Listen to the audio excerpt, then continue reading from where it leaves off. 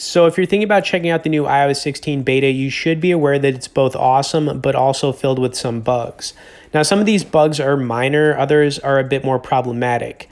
Also, Apple's iOS 16 beta is only live for developers, which is something you have to pay for, but it's also headed to those enrolled in Apple's beta software program sometime in July.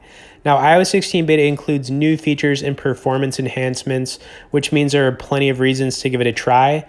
But if you don't want to pay to be a developer, I totally get it. Okay, so for me, having tested out iOS 16 beta on a slew of iPhones, including the 13 mini, the 11, the 12, and the 8, personally, I've had no issues with it. But for others, you could be experiencing abnormal battery drain, Face ID problems, Wi-Fi issues, Bluetooth problems, crashes, lag, and other problems with first and third party applications. Now, if you run into some problems, you could always downgrade your iOS version back to iOS 6.15, which is pretty easy to do. Okay, now let's take a look at some of the best features to use on iOS 16 using the iPhone 11.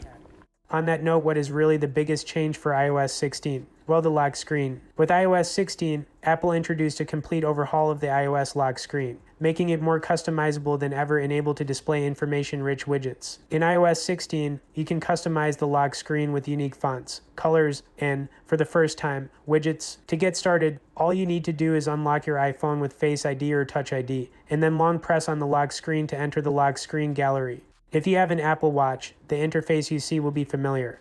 Since it's very similar to the way watch face customization works, lock screens are categorized here into collections, photos, and colors. You can swipe left and right to choose a different existing lock screen, and then long press 1 to set it. So, to change the lock screen, go into your settings and click Wallpaper, then by tapping Customize, it will bring up an interactive view of your lock screen with several options at your disposal depending on the type of lock screen. If you're customizing a color lock screen, you can tap the colored circle on the left to change the color and hue, and you can swipe left and right to apply different styles to the image.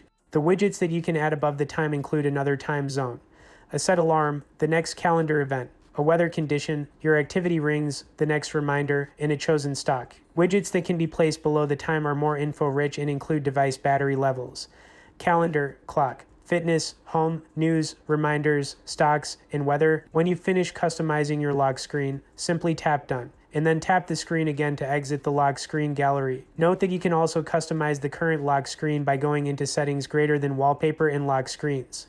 One other feature worth pointing out is an update to Apple Pay. You will now have Apple Pay Later lets you split the cost of an Apple Pay purchase into 4 equal payments spread over 6 weeks with 0 interest and no fees of any kind. Corey Fugman, Senior Director of Apple Wallet and Apple Pay, said at the conference, upcoming payments are managed through Wallet, making it easy to keep track of what's due when and to stay within a budget. Of course, there's much more to iOS 16 than what Apple showcased during the 2022 keynote. Other features include a new on-device dictation feature that lets you use voice dictation and text input simultaneously, with punctuation added automatically. There's also in-app ID verification for apps like Uber coming to the Wallet app, and Apple News is getting better integration with sports. Family sharing will introduce an easier way to set up an Apple device for children with the ideal parental controls in place from the beginning, with age-appropriate blocks on apps, movies, and more. The fitness app is also set to become available to all iPhone owners for the first time ever, being exclusive to Apple Watch owners up until this point.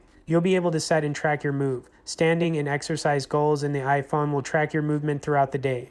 And in some closing thoughts, I gotta say iOS 16 looks and works great on the iPhone 11. The official release of iOS 16 is not going to come until September. In order to use it, you will need an Apple developer account, which costs $99 a year. I know it's sad, but hope you guys enjoyed another iOS 16 update, and we will see you in the next video.